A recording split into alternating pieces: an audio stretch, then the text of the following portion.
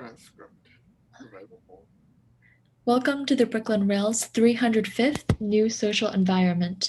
I'm Jess Chen, Events Assistant here at the Rail, and I have the pleasure and privilege of being your MC today for a conversation between Chip Lord, Steve Seid, and Constance Lewallen. We're also thrilled to have a poem by Lawrence Ferlinghetti closing out today's program. We start all of our events with two important acknowledgements. The first is that here in Brooklyn, we are on the unceded land and waters of Lenape-Hoking, which still belongs to the Wappinger, Canarsie, Munsee, and Lenni Lenape people of the Delaware Nation and Shinnecock Indian Nation. The second acknowledgement is that Black Lives Matter. We recognize the legacy of settler colonialism as a part of the many contemporary expressions of white supremacy. We honor those that have lost their lives to this violence. And I encourage you all to check the chat for a living document of resources and actions as we do our part in the learning and unlearning required to undo this legacy of injustice. And now to introduce today's host. Constance Lewallen is an adjunct curator at the University of California, Berkeley Art Museum and Pacific Film Archive.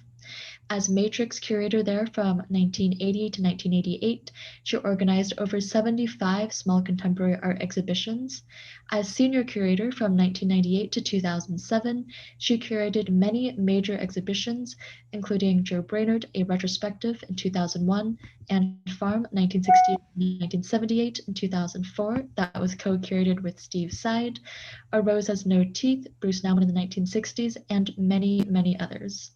She is the author of 500 Cap Street, David Ireland's House, and co-author with Dory Bowen, Bruce Nauman's Spatial Encounters, both published by UC Press. She is an editor-at-large for the Brooklyn Rail. Connie, take it away. Thank you, Jess. I will take it away. Today, as you all know, we're going to talk with Chip Lord and Steve Seid about Ant Farm's Media Burn, a spectacular performance in video that took place on July 4th, 1975, in the parking lot of the Cow Palace, which is a sports arena south of San Francisco.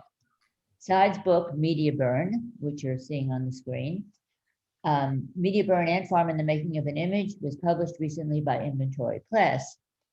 Steve and I, as Jess just said, co-curated the Ant Farm retrospective that opened at the Berkeley Art Museum in 2004 and traveled across the country and to the ZKM in Karlsruhe, Germany.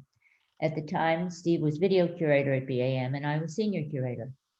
Most of you are familiar with Ant Farm, but briefly, Ant Farm was a collective founded in San Francisco in 1968 at the height of the counterculture by Chip Lord and Doug Michaels, soon joined by Curtis Schreier and Hudson Marquez.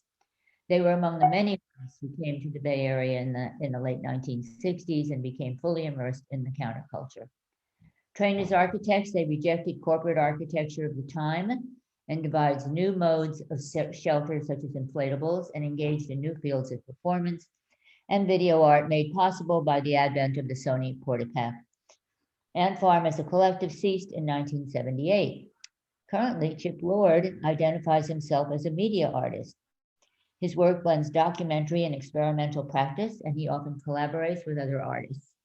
His recent exhibition was held at the Rena Branson Gallery in San Francisco, titled Chip Lord, Folding Back Time, Form, and Format, which featured camera-based works 1983 to 2018 and others. As media curator at the Pacific Film Archive, Seid presented hundreds of public programs highlighting experimental media, as well as overlooked and spurned genre of cinema. Currently, he has turned his attention to a pictorial history of the movie tie-in novel, which he describes as a decidedly easier project than Media Burn. Those were his words. Okay, so let's go.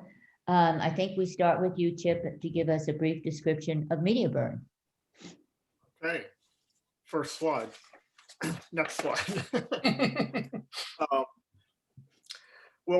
Media Burn was an art event designed to capture a singular image. I'm the guy on the right in this photo with Tom Weinberg wearing our Media Burn t-shirts. Next slide. To capture a singular image. However, it took over a year to design and plan Media Burn. And during that time, a number of other elements entered the equation. Next shot, please. We were coming out of the guerrilla television, guerrilla video movement of the early 70s. And in fact, we designed this book by Michael Seidenberg, and Curtis Schreier designed the wraparound cover that you see here. So the, go to the next slide, Steve. The various elements of media burn include the following: a large parking lot in South San Francisco, and pictured here is Doug Michaels, the co-founder of Ant Farm, who died in 2003. Next, rent-a-cops needed to hold the vast crowds back.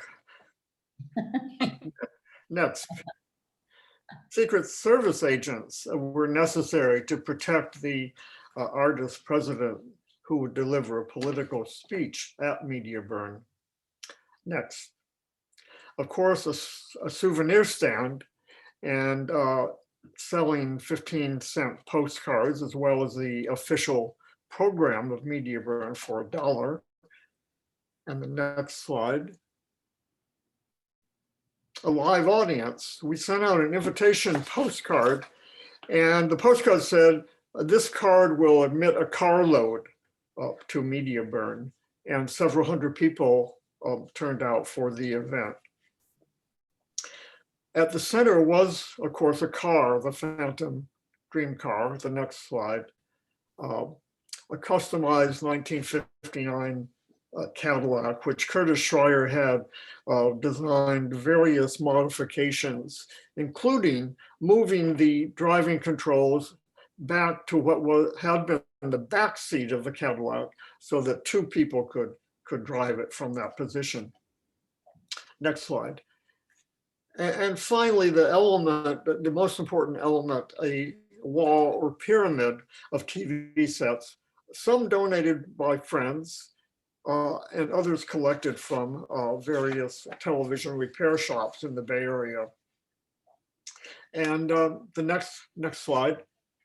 It was necessary to have a press pass to enter the press area. And we sent out a press release to media outlets in the San Francisco area. And it said that you will have to wear your press pass to enter the press area. And of course, the TV crews that showed up, they were all wearing their press pass when they arrived. And the next slide shows the press area in front of the podium where the artist president is delivering his speech. Now, in this picture, you see one of the local TV cameramen, and the camera he has on his shoulder is a 16mm camera. Because after all, 1975 was an era before electronic news gathering had arrived. All news footage was shot on film. But we padded out the press area by giving out press passes to any of our friends who had a camera. And those are the basic elements.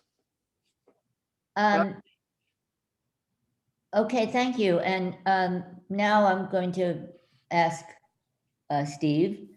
Steve, what inspired you to write this book about media burn rather than, say, one of Ant Farm's other important projects, such as Cadillac Ranch or the Eternal Frame? Well, actually, there were several things that were most appealing about this particular project. In part, when we had done the Ant Farm retrospective in 2004, what occurred right after that was the museum was able to acquire the Ant Farm archive. And it turns out that the ant farmers were absolute rat packs, is that what they call it? Pack rats, thank you. And they had saved everything. They saved correspondence and postcards and contracts, receipts, as well, you know, as obviously the photographs of the projects, the architectural drawings, you know, the many kind of drawn rehearsals for these projects. And so when I began looking at the archive itself, there was such rich material specifically for media burn but also that there was an enormous amount of documentation for several years of creative output related to media burn before it occurred. So I realized that there was an enormous, backstory that hadn't really been divulged, and in many ways was as kind of rich in meaning as the event itself. And that's why. Okay, that's a good reason. Next slide. So shall I proceed? Proceed, please. Please. What is the next? Let's go to the next image. Let's go here. So what happens is in 1972 and into 73, Ant Farm is working on a project in Texas where they have quite a few connections. And in this particular case, they are finalizing a project called House of the Century. It was a futuristic house. You can see it in the very back of this slide, off of a lake called Mojo Lake outside of Angleton, which is not really a suburb of Houston, but it's within reasonable distance of Houston. So, and you'll see the house. Yeah, I'll go forward just for a moment and then go back. So this is the house as it was finalized. What this doesn't give you is a sense of the scale, because it was actually quite big. And there's a whole second section behind this with a tube. But anyway, the point is that here they were in Angleton overseeing the pouring of the concrete, et cetera, et cetera. Curtis was in San Francisco working on other projects, and Doug and Chip were otherwise kind of idle and needing something to contemplate. Now, what they did while they were there was this installation called 100 television sets. And in a certain way, this is one of the elements of media burn as it would finalize. They had suddenly discovered that you could find discarded televisions, and that there was a kind of interesting way in which the box spoke of other things. And here you can see it's almost like a Darwinian view of media as it's crawling out of the swamp and evolving. So here, let me just quickly interject that currently at the San Francisco Museum of Modern Art, there's an enormous retrospective of the work of Nam June Paik. And in it, of course, is his iconic TV garden, which actually came after this. Not to say that he was influenced by this. I'm sure he didn't even know about it. Yeah. I mean, Nam June was much more careful about mowing the lawn. For one thing. But I mean, what comes across is please very different. One is sort of a celebration and the idea of how nature and technology are related, and the other is, this dystopian view that we're looking at. But anyway, go ahead. So here they are, somewhat idle and distant from, the big city culture of Houston. And they're just thinking upon things. Now, one of their preoccupations, I think especially with Chip and Doug, is the automobile. They both rose out of a kind of 50s culture in which you were completely informed by the sense of mobility and recklessness of the automobile. And here, this is a what was that? And the tail fins. And the tail fin, of course. And here we have a beautiful tail fin. So this is just a one of those dream cars that was being designed as a prototype back in the 50s. Chip was so taken by this whole process that he and Doug, although I think Chip was the principal author, wrote a book of just a few years later called Auto America, in which they kind of document not only their fondness and fascination with the automobile, but kind of how that the culture of mobility like that sits on top of American culture in general. here is a sketch from 1973 from Curtis's sketchbook, in which he just independently starts drawing what becomes the Media Burn logo several years later. The idea of a television tube somehow wed with a V8 and roaring down the road. So out of nowhere, basically, although, you know, one of the ant farmers was quoted once as saying that they had a lifelong dream of driving a car into a pyramid of burning television sets. It's a dream not too many of us share, but this is something Chip and Doug shared. And so Doug Michaels comes up with this drawing in January of 1973, in which he is proposing that a customized sedan would be driven through a wall of television sets that would be set ablaze, and that the car itself was going to be driven televisually, I guess you could say. They would not be able to look out the windshield because the windshield had to be armored against the impact of the television sets. And so they had a little Portapac camera and a monitor sitting on the dashboard. And they would use this device to guide them towards the television sets.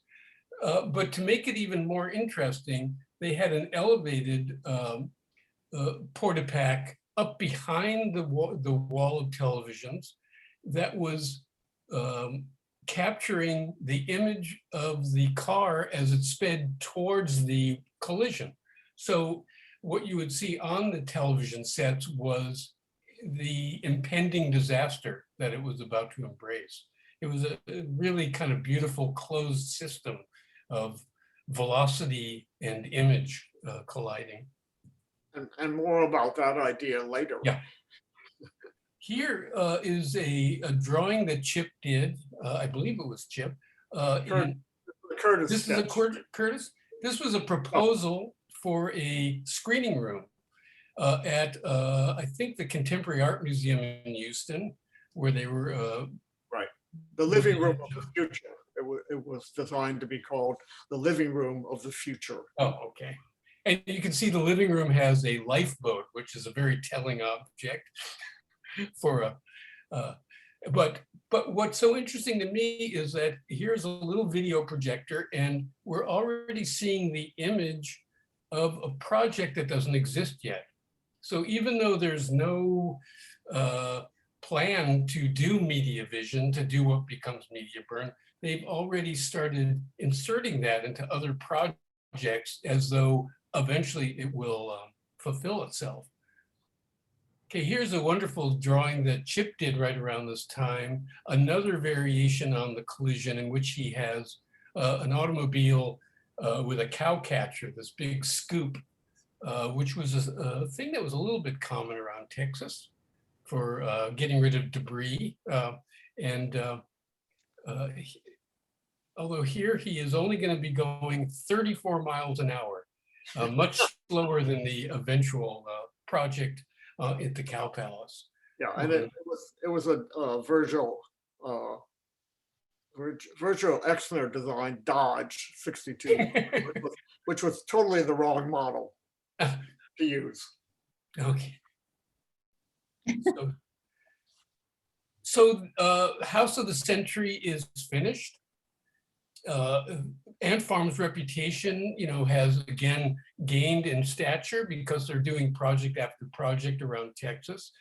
And then they meet Stanley Marsh, an arts patron and rancher who lives outside of Amarillo, Texas. And they propose this idea of placing a bunch of Cadillacs in the prairie, nose down in trenches, and Stanley, being crazy enough, says, why not? So in the spring of 1974, Hudson Marquez, Chip Lord, Doug Michaels are back in Texas looking for Cadillacs at used car lots and accumulating the cars they will need for this project, which officially is introduced on June 21st, 1974. What's interesting is this is such an iconic image. I think almost everybody has seen it, but very few people in the world who are not in the art world really know that it's a project by Ant Farm or any artist. When we were planning the show, Steve, I would go around, telling people about it and wanting to borrow works or whatever, and I'd mention Cadillac Ranch, and they'd kind of look at me, and then I would just sort of angle my hand like this and say, "Car." Oh yes, So anyway.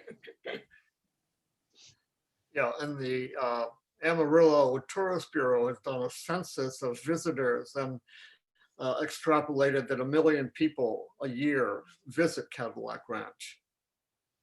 Yeah. Sort of mind-boggling. And it has evolved and it has moved.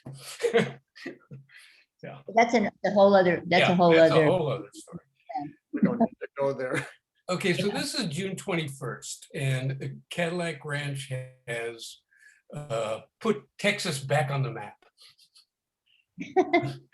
Just a few weeks later, Ant Farm receives this letter from the Houston Chamber of Commerce inviting them to participate in their annual Main Street art happening, which is like a street fair with some commissioned works that would take place downtown Houston.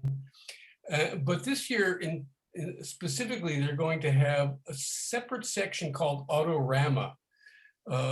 And as they say, it was envisioned as an effort to capture some of the aesthetic as well as social impact of the automobile on our lives, forming a moving sculpture. And this seemed like the perfect thing for Ant Farm, obviously. Especially since they used the word impact. I think it later grew into the Art Car Parade in Houston, which has become an annual event. And we never participated, actually. Yeah. So they write back almost immediately. 3 days later, they have written their liaison with the Chamber of Commerce. And in this letter, they say the idea is to drive a car through a wall of burning TV sets. Now, I don't know if they expected anything like this. And I think Ant Farm would soon learn that it was not what they were hoping for at the Autorama.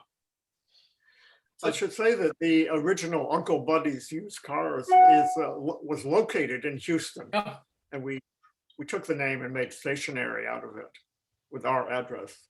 And it was one of your personas or personae. That's right. So the event, the actual Main Street event would take place in the beginning of October. And soon, at the end of July, Doug put together this drawing of a modified Media Vision event, and now calling it Coming and Going Transformational Access. And he's now upgraded the car to a, what is this, a late 50s, early 60s T-Bird. And again, it's still the kind of armored windshield, but not too much customization. And I think at this point they had given up on the idea of the TVs working. So these are just TVs that would be destroyed and there would be no image created by them. What happens, though, is after the reception of this, and even I think the first letter from Alan Finger, who's the president of a furniture company in Houston, is he wants nothing to do with this project. He's supposed to be the liaison between the art fair and Ant Farm, and I think he essentially takes a walk and leaves Ant Farm kind of hanging, because they not only need the cooperation from the Chamber of Commerce, but they need additional funding, because this is not an event that fits inside the financial expectations of the art fair. Yeah, but Steve, it's this is one of several, no, go back, go forward.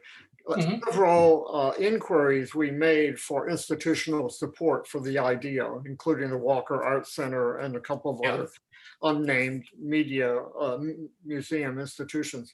And, eventually, of course, we had to realize we just had to do it and that we wouldn't get any institutional support. Yeah, exactly. And also, I mean, the idea of jumping across the Southwest Freeway in Houston was a pretty ridiculous idea. It could never have happened. Yeah. Well, I but think it made a good drawing. yeah, it's a beautiful drawing. This is a drawing that shows up just weeks, well, no, about a month later, I think. A follow-up to the original Main Street drawing. But now, as you can see, they are, proposing to build a ramp on one side of the Southwest Freeway and jump 120 feet across the freeway through a wall of television sets. And the optimism is that there's an intact T-bird at the other end of it. Whereas, yeah, And obviously, we'd still be alive. and he'd still be. Hit the brakes. So I think what maybe was informing this at some level also was that the reception of the original idea was so negative that why stick with something as calm as coming and going transformational access when you can turn it into a complete daredevil stunt that they're not going to appreciate either. So the ante is completely raised with this event. And we have to remember also that this is a point in time in which people like Evel Knievel were getting enormous amounts of media attention for jumping cars over buses and jumping motorcycles and doing all kinds of daredevil stunts. It also was an opportunity for Doug Michaels to exercise his draftsmanship. And I think it's important to note that this is an architectural format of a 24 by 36 pre-bordered sheet. And with so it follows a certain kind of architectural style of drafting. Mm-hmm. Now, the other thing that there's a letter that was kind of an informal contract that arrives before this. And one of the pithier statements on it is that because of the nature of this performance, it will only be done once. So I think Doug really kind of concretized that idea with this easy money concept. But what then surfaces is this letter that Doug writes on September 3rd to Tom Weinberg in Chicago, who is an old friend from the TV days and had been very good at kind of producing events. And so I think that Doug was trying to get Tom involved, maybe to to underwrite some of it, but also to be involved. But what he does is he divulges his real intention for Easy Money, which is that it's going to be essentially a media hoax. That the idea is that Tom would play a kind of media hustler / event promoter who would come to Houston and start getting a lot of press attention, building up the daredevil aspect of Easy Money. They would build the ramp at the freeway. They would do rehearsals of driving the car towards the ramp. But the idea was that they would never do the jump. They would only create the sense of a media hoax, or what Doug create psychic data, that they would just kind of roil the atmosphere of Houston with this crazy idea that would never come to fruition, but would irritate a lot of people and unnerve a lot of people. Here's a drawing of the car that they were going to use. Again, it's a T-bird, and now we have a little broadcast antenna that's going to be sending out, the porta pack output. I think the idea being that, very little would survive in this car. So if they could broadcast it out, it would be saved. I mean, these are all sketches, that are trying out different ideas and different elements. And, once we got down to work and actually figured out what we could do and could not do it, that's when the final project was developed and designed. So right around this time, what's also happening is that Ant Farm is starting to look elsewhere for essentially the home for what would become Mediaburn. And a decision is made that they're now going to turn their attention back to their home base and try to stage this in San Francisco.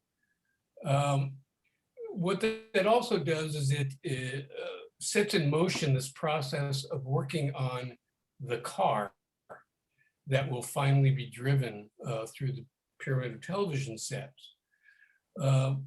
So this conception evolves. This is a drawing by Curtis Schreier. And the basis for it is that the year before there had been a gas crisis. And so gas had just skyrocketed.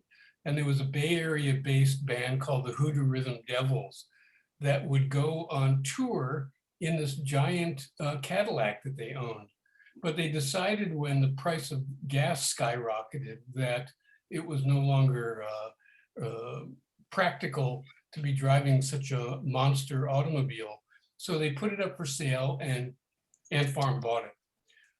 So they ended up with this beautiful Biarritz Eldorado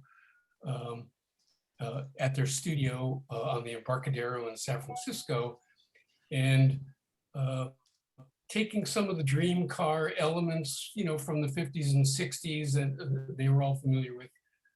Curtis combines that into this tail fin heavy, kind of remarkable piece of sculpture. Yeah, and this drawing, that drawing was done after the fact. I noticed the date is August 75. Yeah. And that's why it's a detailed, more or less a cutaway as built drawing. Mm-hmm. And Curtis, and also in that tradition of the kind of auto industry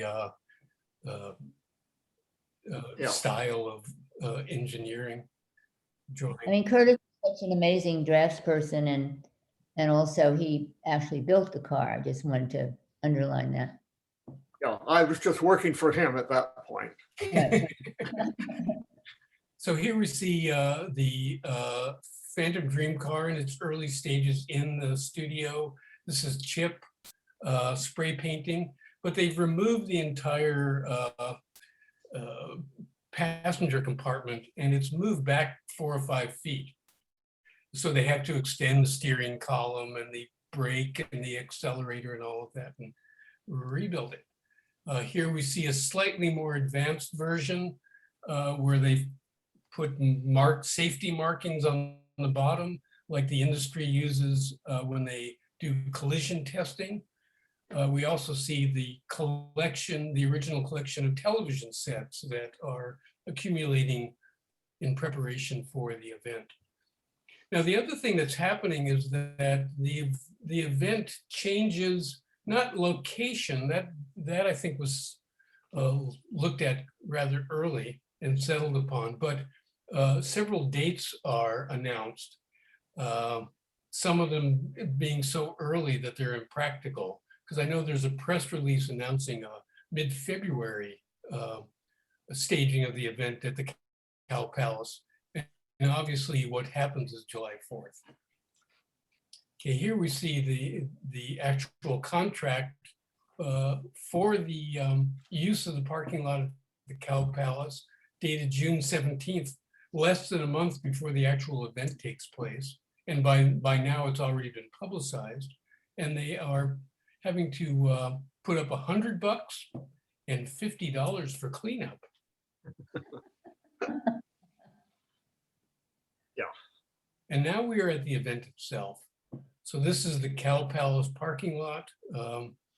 There are about 400 people who have been invited and have gathered, and then this incredible swarm of media. In a sense, Press passes. You know, notice in this photo that the three cameramen, those are all local TV news cameramen. They've staked out the best positions to get the shot, whereas our video teams are on the far right, kind of huddled behind the optimized viewpoint. So I think what, you know, media burn was at least in part a critique of the media. And yet Ant Farm was just really great at getting the media to cover that sort of event. I mean, all the four major TV stations were there, right, Chip? Yeah, and I think that was Doug Michael's ambition. And, you know, he could have been a PR person or he could have been advertising, because he had that innate, you know, he would just get on the phone and call them up. And in this case, of course, it was sending out the press release and following up. But I think also it was, of course, July 4th is a slow news day traditionally. Yeah. And that's why we wrapped everything in red, white, and blue bunting. But they couldn't resist it. You know, the actual reporters and cameramen who were there were kind of resentful that they had to be there. Because they could tell this was not a real event. This was, what was it? It was some art event, and it was a kind of fictional idea. But that tension between the fictionality of it and the fact that they had to cover it using a standardized way. You know, art on the news is always, it only gets on the news if it's a very expensive new record of somebody's, you know, selling a high price commodity, or it's just something crazy and zany like this. Yeah, and they really, of course, treated it like that, like this is a wacky event, and you know, what is it? But there were actual good articles that talked about it in other in publications like the Berkeley Barb or Crawdaddy and elsewhere. Yeah. Paul Krasner wrote the piece for Crawdaddy, and John Carroll wrote the piece for the Village Voice. And the Village Voice, yeah. Okay. But of course, there's a certain beauty in the idea that you have set out to, at a certain level, manipulate the media, and they do it for you. They provide you, you know, like, for instance, one of the anchormen says, if smashing a 59 Cadillac into a wall of televisions is art, then the world may rest easy with a new masterpiece.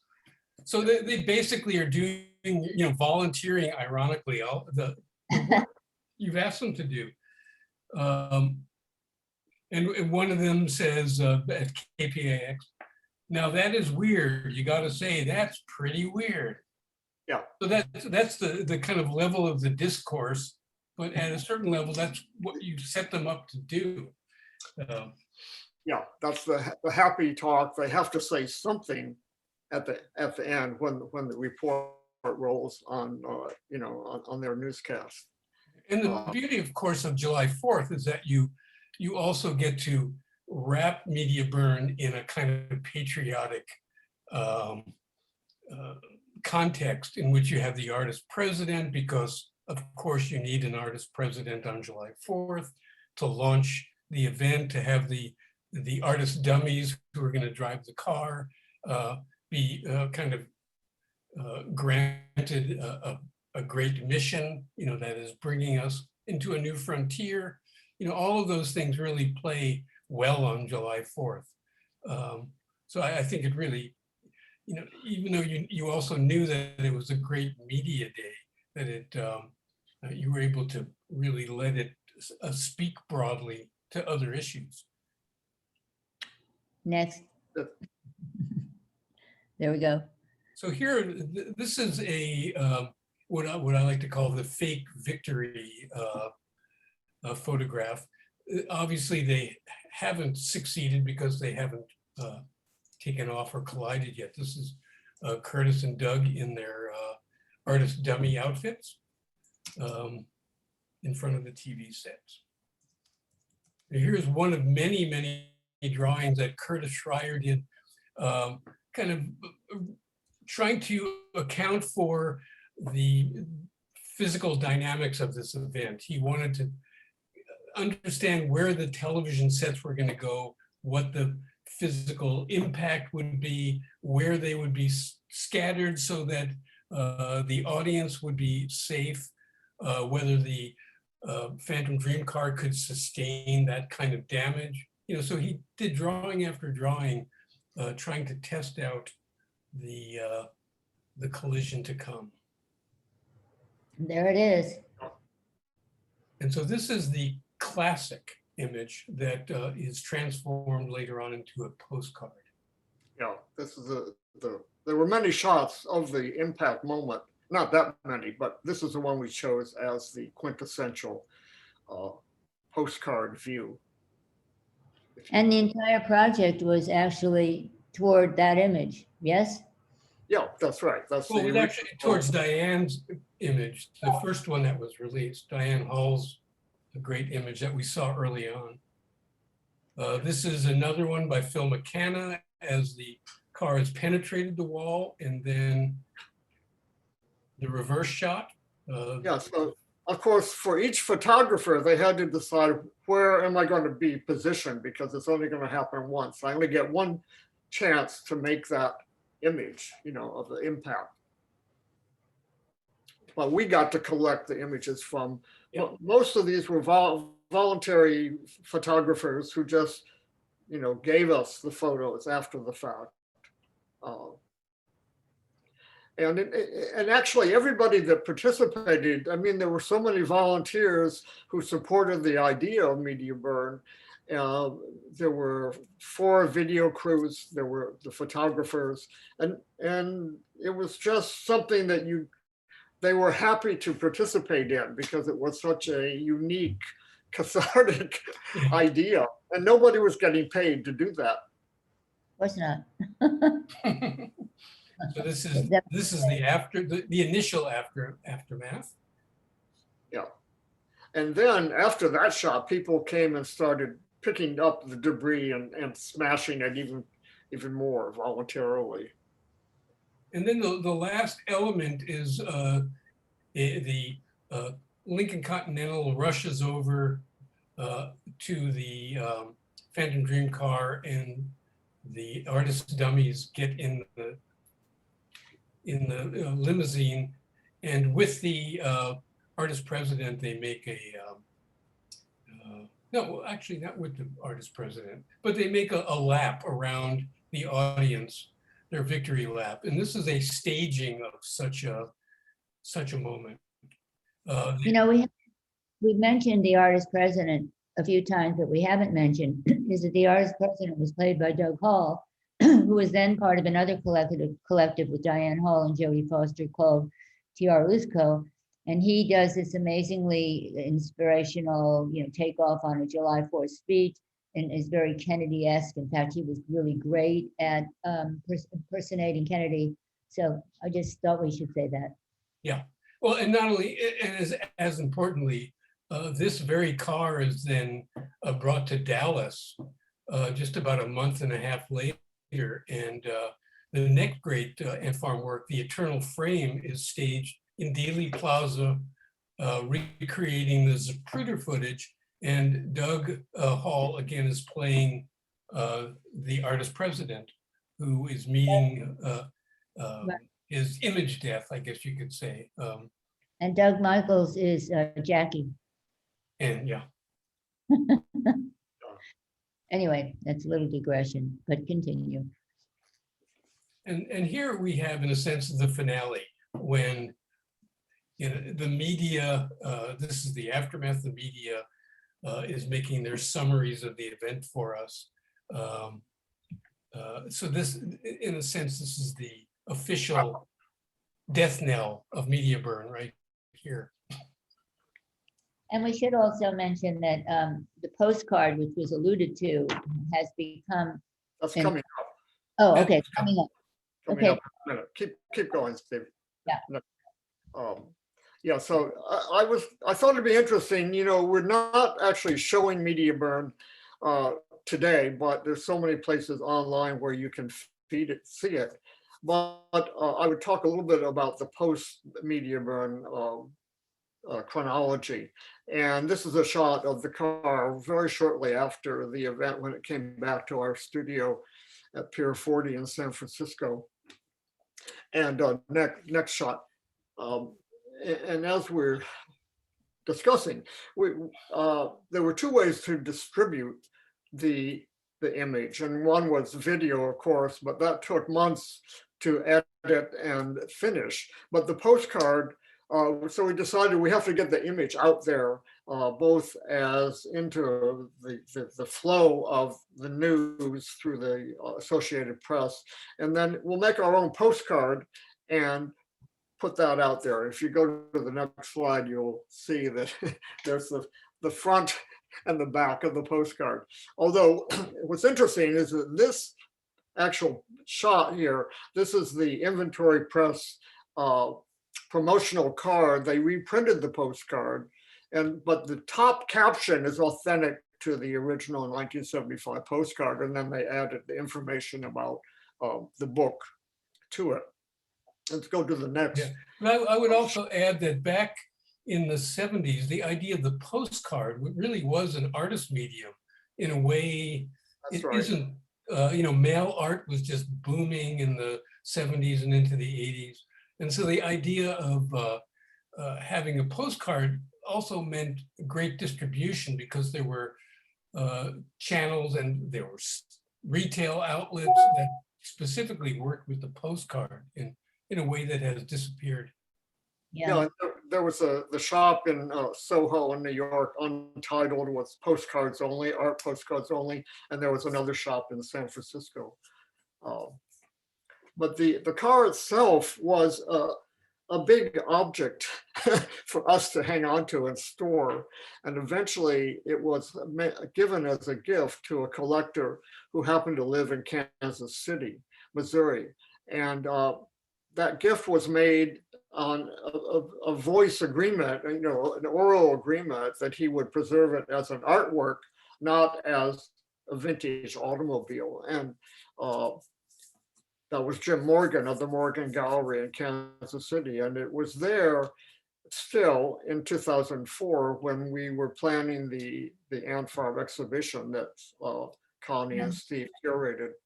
Go back one. Go back one, or whoever's going back.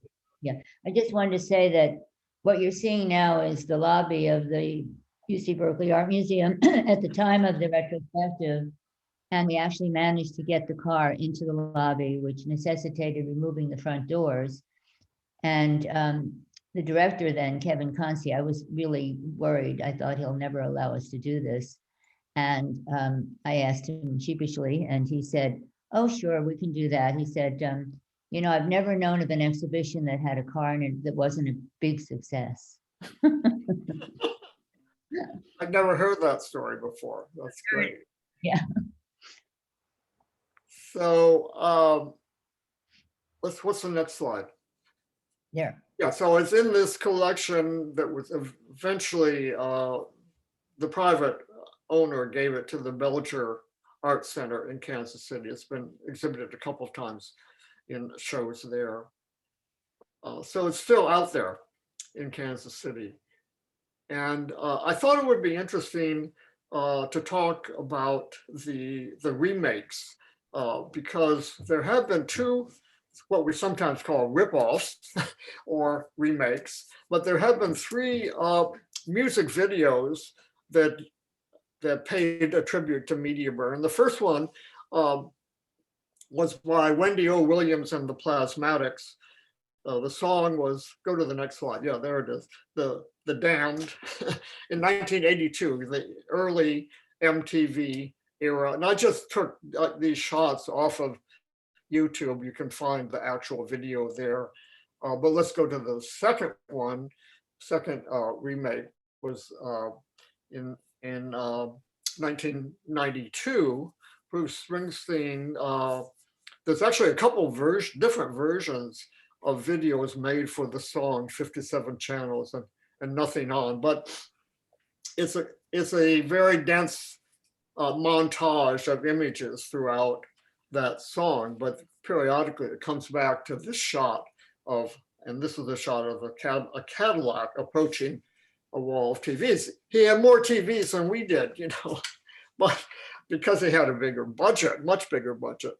And if you go to the next one, it's the most interesting in some ways, because it's what I would call an authentic remake of Media Burn, directed by Roman Coppola. Roman was 10 years old in 1975 when Media Burn took place, but he must have gotten a hold of a copy, because if you play this, I can keep narrating, I think. So when he made this music video for the group Supergrass, Dead Man on Campus is the album, I guess. We Still Need More is the song. It's almost a shot-by-shot homage. It includes things like, of course, here again, he had the budget to be able to put images on the TVs, but the car, the unveiling of the car, the arrival of the artist dummies, and then, preparation and countdown, the interior shot in black and white. These are all direct tributes to Media Burn. Of course, he couldn't get a Cadillac. It was shot in England. They had to go with a Pontiac. But finally, the idea of launching the car on a ramp into the TVs has been realized. And likewise, the budget allowed pyrotechnics, which, we never thought about that or had the ability to do anything like that. And that was done, I think, in 1999 or 2002. I mean, it's roughly every 10 years, there's a music video that makes a remake. There's a remake. I can't think of the song, but it's a Kendrick Lamar music video that was shot in the Bay Area, right on Treasure Island. And what he does is, he doesn't have a pyramid of TV sets. He has a pyramid of boom boxes, just dozens and dozens and dozens of boom boxes, and a couple of muscle cars that are like burning rubber around it. They never drive through the boom boxes, but to me, it's a real tip of the hat to Media Burn. Media Burn has had an amazing afterlife, I guess we could say. And it's still very often, rented and distributed. I think, well, we should also say that the video, of course, is based on the event, but it also augments what happened at the event. And the video is available through the usual sources, EAI.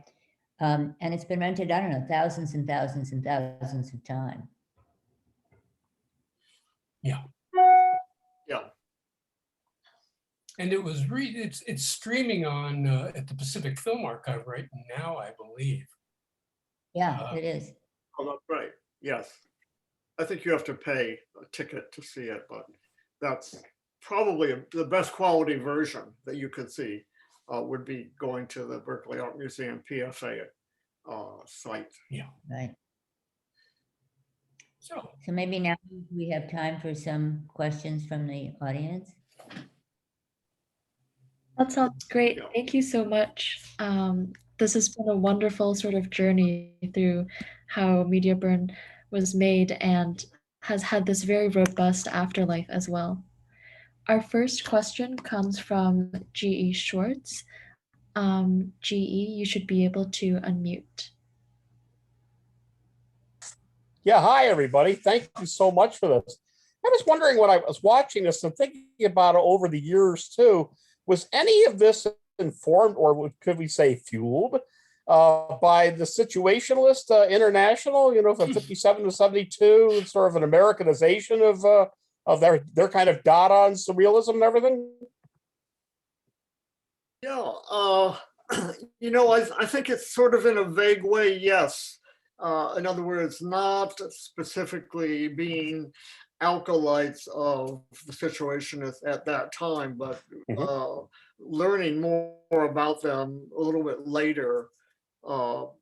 Actually, when I started teaching, but definitely the surrealists and Duchamp and Andy Warhol were strong influences for Ant Farm during the practice of Ant Farm.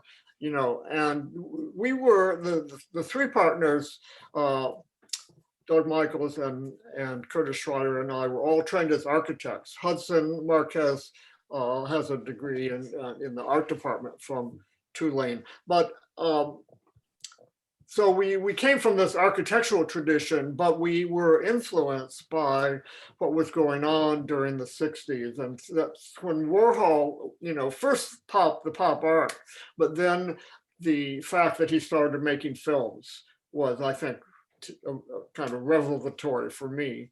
And also Marshall McLuhan and the collaboration he did with the graphic designer Quentin Fiore. The medium is a massage. Those ideas as a student expanded the world of possibilities to be a young architect and move into this another area, right, outside of architecture, which, by the way, at that time when we graduated from architecture school, architecture firms were only named after the partners. They were based on the names like Skidmore, Owings, and Merrill. And today, many architecture firms have names, something like Ant Farm. Yeah, I would add also that, well, I write about De Boer and the spectacle as part of the backdrop, but another American thinker from the 60s, Daniel Borstein, also fits in here. He created the idea of the pseudo event and that idea of staging events specifically for the media. And that's a concept I think that kind of holds up nowadays because this whole idea of the viral image, where you create images that are just supposed to create some kind of turmoil and result in some kind of branding. And I think you could see Borstein's pseudo event pick up media burn, and then media burn kind of is thrown into the future as a viral image. Thank you. Thank you, GE. Next up, we have Helen Colton. Helen, you should be able to unmute. My question was about any cross-pollination was going on in the 70s between the East Coast and West Coast groups that were, addressing this idea of media ecology. One of the slides had a reference to the rain dance group, and I was just curious if there was collaborations between Ant Farm and any of those, collectives on the East Coast. Yes, there certainly was, and in 1970, Ant Farm, we traveled in our media van across the country. And we only had contacts in some cases through the publication of Radical Software, but we were able to meet the actual people behind both Rain Dance and the Video Freaks on that first trip to the East Coast. So it was a form of networking, which in those days had to be done physically by moving around to places, and today can be done over the internet. And of course, the project that we did, that was shown at Pioneer Works, was a revisiting of the media van as a stationary object in which you could get into the van and communicate with other people, creating networks of people. So there's a really definitive, excellent catalog that Pioneer Works published of that project. Yeah, Pioneer Works is a project that is in Red Hook, Brooklyn. Yeah. Yeah, and I would add also that Michael Schamberg, who was the author of the Guerrilla Television book that Ant Farm designed, was part of Rain Dance along with Megan Williams. And when they decided to create TV, Top Value Television, the third partner was Alan Rucker, who was living in the Bay Area. And Megan and Michael moved from New York to San Francisco to formally create TV. So it really has strong roots in the New York scene. And, you know, Skip Blumberg was coming through at that point, and Frank Gillette, and, you know, the whole, many of those people ended up being David Court, who all ended up participating in, you know, cross-pollinating a lot of these projects like Media Burn. Yeah, and all the members of Ant Farm worked on the TV project, the first two political documentaries. And actually that was, for me, the first time I edited video via the TV political campaign project. So that was an influence on Media Burn, because it was just 3 years later when we did Media Burn, and that idea of, you know, how you would cover an event to put it out. It would be done in a documentary fashion with multiple video crews, which was the style of TV also. And Steve is, of course, doing a historic series of interviews with members of the early video groups for the Berkeley Art Museum. Yeah, one of the projects at the Pacific Film Archive is, I got TV to donate all of their source footage on half-inch open reel. This is quite some time ago, but it was finally started to transfer. We about a year and a half ago, they transferred 435 tapes. And then I started interviewing people like Alan and Skip Blumberg and Michael Schamberg, et cetera, and now if you go to PFA's website, there is a little alcove that is specifically about TV. Some of this footage is accessible, and the interviews are all going up online and stuff. So we'll be able to see more and more of that. For those who don't know, PFA is part of BAM. I mean, Pacific Film Archive is the film department, if you will, of the Berkeley Art Museum. Question? Any more questions? Thank you, Helen. And I think we all need to take a trip to Berkeley and see more shows there. I know we're mostly New York based. Our next question comes from Kara Hearn. Kara, you should be able to unmute. Hi, Chip. Hi, Steve. Hi. This is great. I just had a question, and Steve kind of answered it a little bit already, but there's so many similarities with and overlaps with the Eternal Frame, and especially learning more about the history in Houston as a sort of absurdist, agitating performance kind of thing. Just curious how the timelines overlapped, or was it Media Burn and then the Eternal Frame? It was just a very productive year, or how did that go? Chip, you want to? Yeah, so the projects were obviously interrelated, and the Eternal Frame was conceptualized by these two groups, TR ISCO and Ant Farm, but Media Burn was also in the planning stages. So it made sense for the artist president to make his first public speech at Media Burn in July. And then a few weeks later in August, we marshaled the production and went down to Texas to refilm the assassination of Kennedy in Dealey Plaza. And there were a couple of additional speeches that Doug Hall did as the artist president, and then the Eternal Frame footage was shot at that point. So, but what's interesting, I think, is that in both cases, it took months to edit each of those projects. And so they weren't really completed as video works until almost a year later in the case of the Eternal Frame, and Media Burn was finished first, I think. But they'll always be linked in that way by the personnel.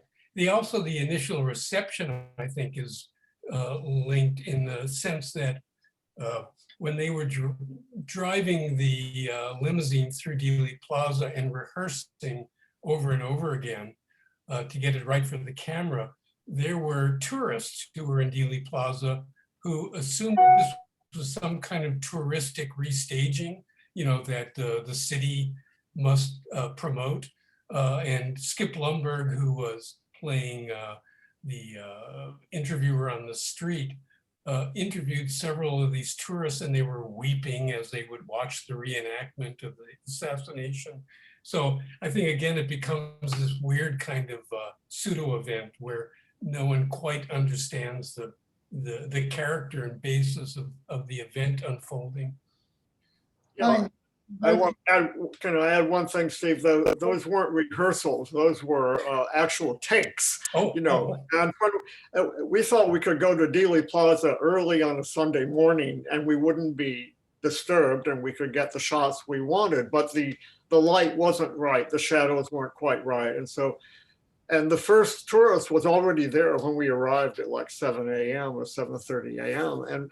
And as we kept performing one take after another, more people showed up and stayed to watch it. And of course, that the interviews with those people become the most, in some ways, the most important commentary within the eternal frame itself of what the project is and is about. Yeah, there's also that wonderful footage.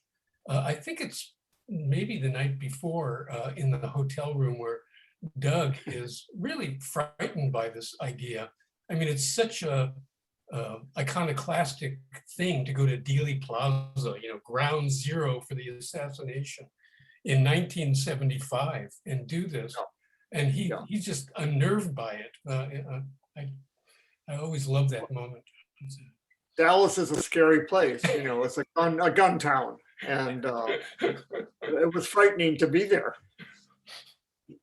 Thank you. Also, what ties these two projects together in a conceptual way is that both were events or performances, let's say, which then become videos that are more than what the performance, the original event was, in which they're based. And that's what gets distributed around the world. Thank you. Next up, we have Emma Birch. A question from Emma Birch. Emma, you should be able to unmute. Hi, I'm Amma, and you know, the portion that you do the reenactment of the Kennedy assassination made me think of the play The Serpent by Jean-Claude Van Itali. He's got a vignette in there where there's a reenactment of the assassination of Kennedy, and how moving that is to see, actually, because I've performed it and seen it. I had a question about how Italian futurism has influenced your work in terms of automation, and then also I was wondering how Alan Capero and the concept of the happening, you know, influenced the work that Media Burn did with this project. Yeah. I think the futurists were definitely an inspiration, but in some ways I feel like we were so far removed from them in time. We were only seeing images in books. You know what I mean? It was like such a distance. But my friend Phil Garner eventually made a neo-futurist noise machine, you know, that was inspired by the futurists. And after AmFarm ended in 1978, and I had to figure out what to do next. And I applied for a teaching job, and I started teaching at the Visual Arts Department at UC San Diego. And Alan Capra was teaching there. So yeah, he was, of course, like a heroic figurehead type person. But what was amazing was he was such a gentle, sweet, generous person.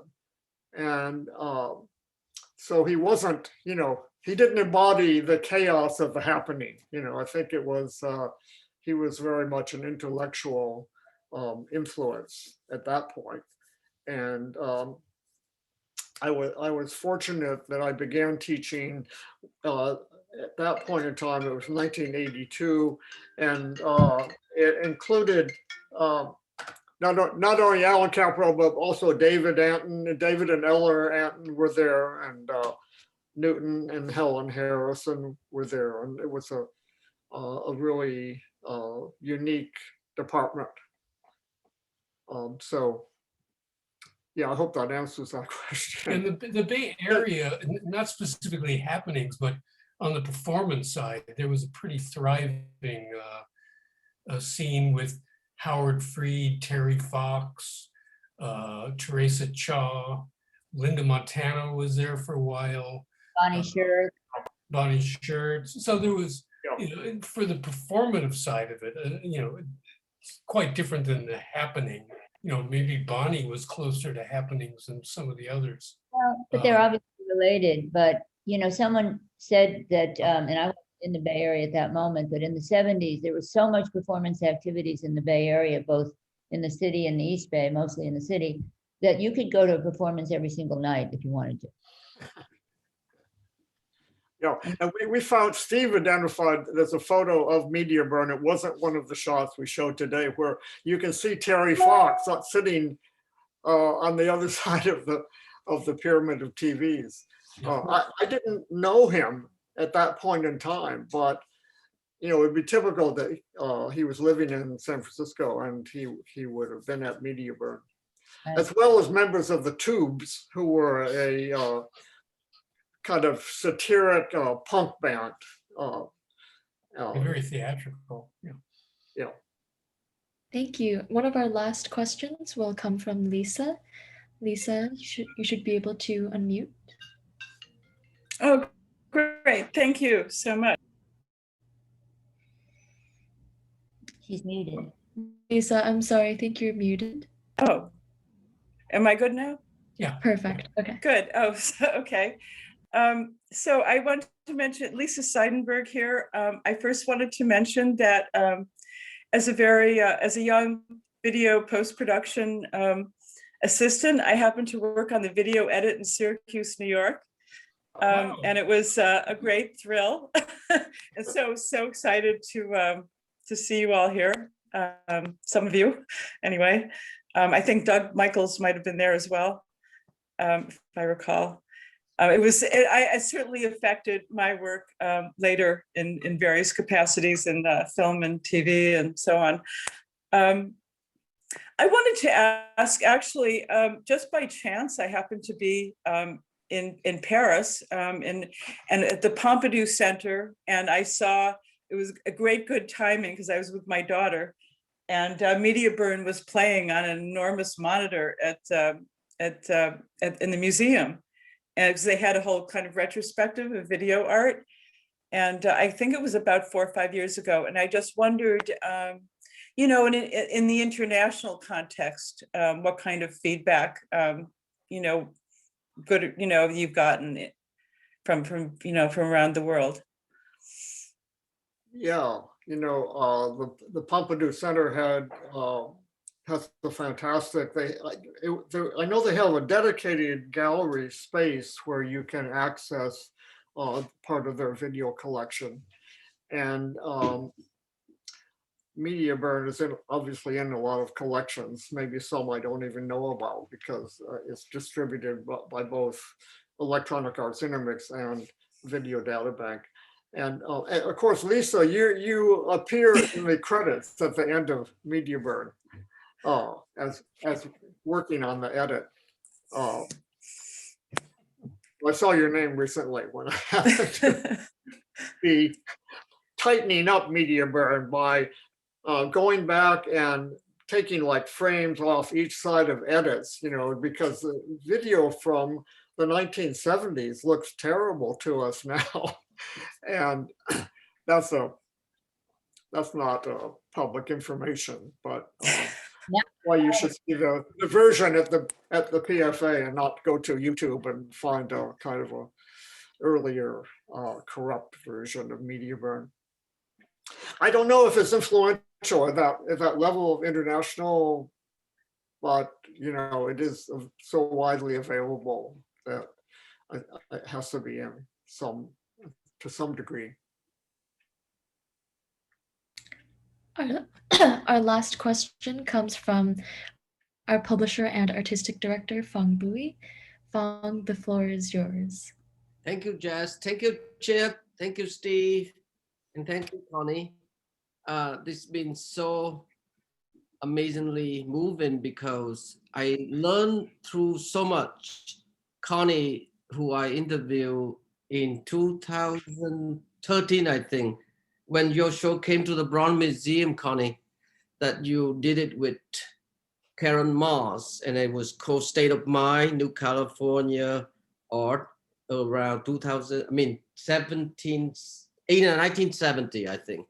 But it's really dating and covering the whole 60 into the 70.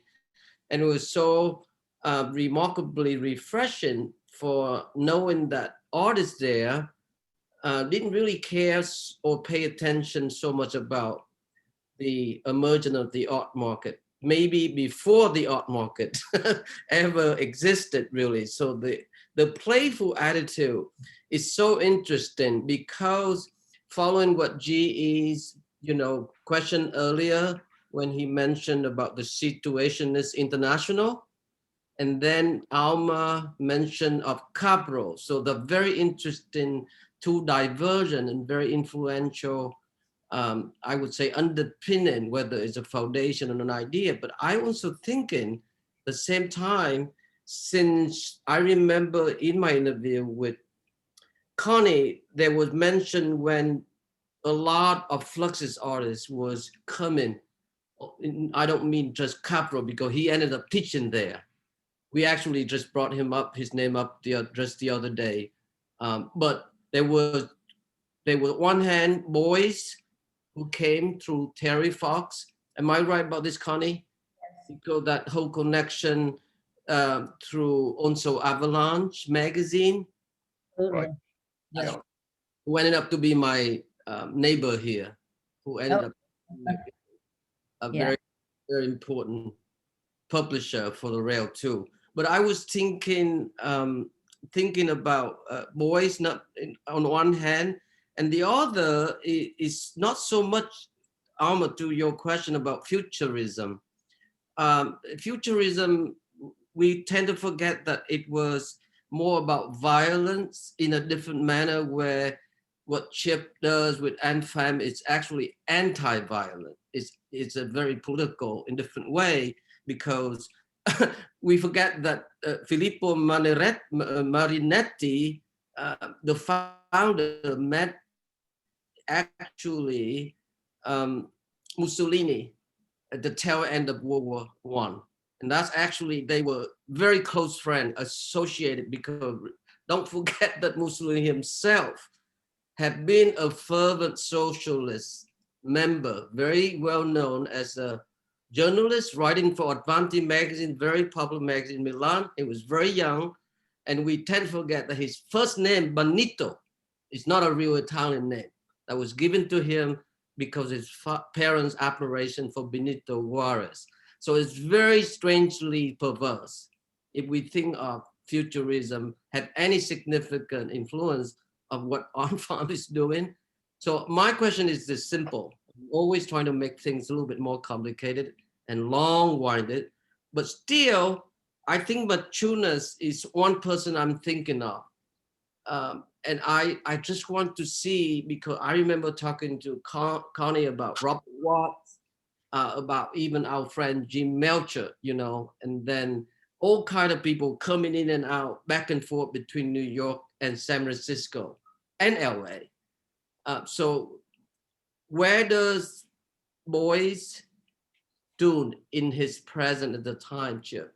Did you have a rapport with him? And then finally, Machunas. I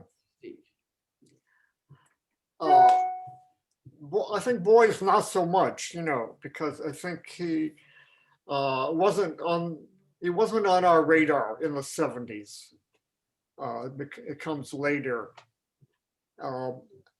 the futurists, I think was a very superficial kind of influence.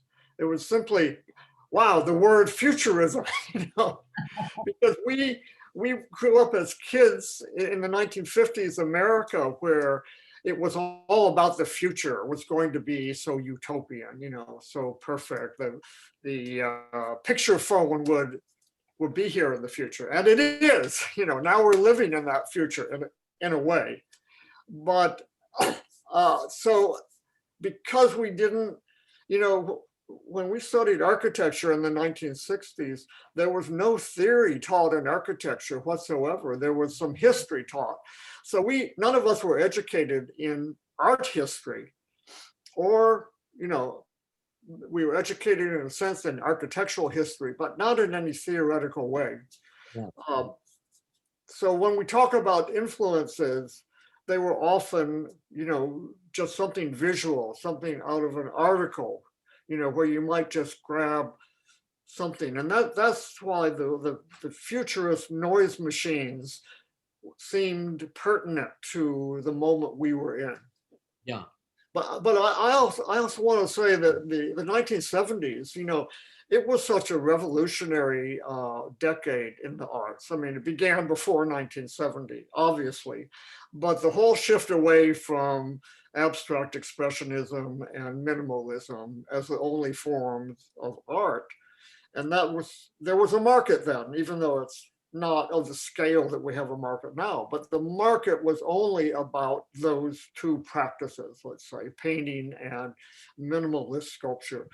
And look at what happened during the 1970s. And it was really, in some ways, philosophically against the art market, against the mercantile system.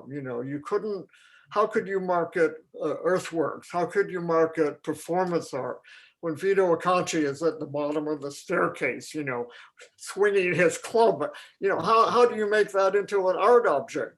You couldn't. And I think that was conscious, that artists wanted to work outside that system. And we were bad boys too, about that, how we talked against that system. Of course, eventually we wanted to be embraced by, the museum system, the acknowledgement that the market conveys. Well, but also, I'm sorry, I didn't want to interrupt. No, I was going to pass it to you, Connie, because I was just going to say that, what we have just seen could not have happened now. I mean, it's so much, even though it's had relevance over the years, which we've discussed, it couldn't have happened now. I mean, imagine trying to do something like that. Can you imagine what the insurance would have been? Can you imagine that they would have even allowed you to do it? I mean, it was a time when, everything just seemed possible and you could kind of get around the establishment in a way that now I think would be impossible. Yeah. And it's so interesting, Connie, that all of this, one hand, anti-heroic, there's a certain anti-heroic vision of that kind of this utopian, but this the other hand is pro-consumerist, hypothetical project that can be created. It's so interesting because I'm thinking of also archigram, because I have one pleasure spend a weekend with Theo Crosby's home in the late 80s, who I met through Ivan Chemaev, and we were talking about archigram. So I want to bring archigram, that history there too, because there's certain kind of rapport. You know how it is, Chip, Steve, honey. We can read about certain kind of art movement and to make it our own. Art is not a direct interpretation. So it's so interesting to hear you talk about, Media Burn and everything else in between. So archigram is my last question. Yeah, well, archigram, as a student, archigram was so important, and the whole network of expanding, let's say, architectural education only happened through the magazines. And the magazines were monthly magazines, and and of course, as you know, Archigram began as a broadside, a publication that could be, cheaply made, and their ideas were spread in that way. So while I never saw an actual archigram while I was a student, you would always, I saw many images republished of their work. And that was really, it seemed like that was the only alternative kind of practice within the architectural field at that period of time during the 1960s. Yeah. And so I would say, yes, archigram was an inspiration. The name, again, was an inspiration when Ant Farm began. But we were also embedded in the counterculture on the West Coast, the whole Earth catalog, the idea of, creating a whole new culture, let's say, yeah, for a new generation. And that led us into other areas outside of architecture. Yeah. And in some ways, the members of Archigram didn't go that far. They always wanted to stay within the practice of architecture. Yes. And their work is so influential within architecture today too, because a lot of their ideas have been realized in formal ways. Yeah, Pentagram came out from it. Yeah. Super Studio. Yeah, and actually in my lengthy in-depth interview with Sarah Z, she also mentioned the significant influence of archigram in her work. So it's just terrific that this perpetual dialogue can have a multitude of ripple effects everywhere. So anyway, thank you so much, Chip. Thank you so much, Steve. My pleasure. Just so rich. It's good to see you again too. And I want to thank Star Sutherland for providing the video of Lawrence Ferlinghetti that we're going to end with today. Right. Yes. Back to you, Jess. Thank you. So moving to poetry, at the Rail, we have a tradition of ending our community events with a poetry reading. And we are thrilled to show a recording of Lawrence Ferlinghetti, a poet who needs no introduction, reading one of his last poems before he passed away this February. And as Chip said, a big thank you to Star Sutherland for making this video available. Give me just 1 second to pull this up.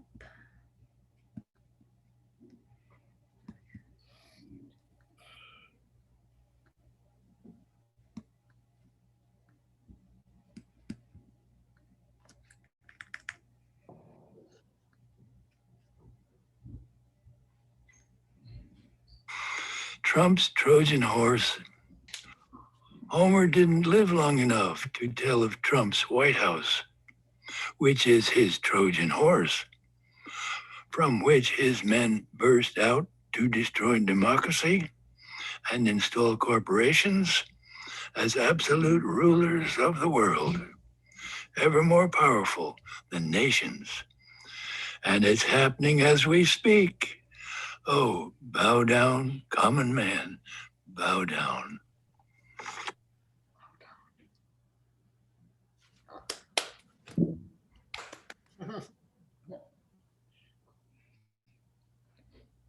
Thank you to Star again for that clip, and thank you, Chip, for sharing that with us.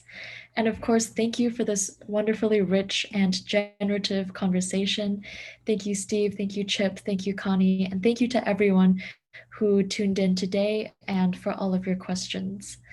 Join us tomorrow at 1 p.m. for a radical poetry reading curated by Malcolm Tariq, featuring readings by Mary Moore Easter, Yolanda J. Franklin, Koya Fagan Maples, and Courtney Faye Taylor. You can now turn on your microphone and say goodbye as you leave. Thank you, Chip. Thank you, Connie. Thank you, Steve. Thank you. Thank you, Jess. Beautiful job. Great job. Great. Great talk. Thank you. Brilliant question. Thank you. Loved it. Thank you. Thank you so much. This is great. Thank you. Thanks, Chip. Thanks, Steve. Bye. That was right. Can you see you all in flash, in person? Okay. Hope so. Thanks, Chips. Bye. Thanks, Steve. Great show. Thanks, Funk.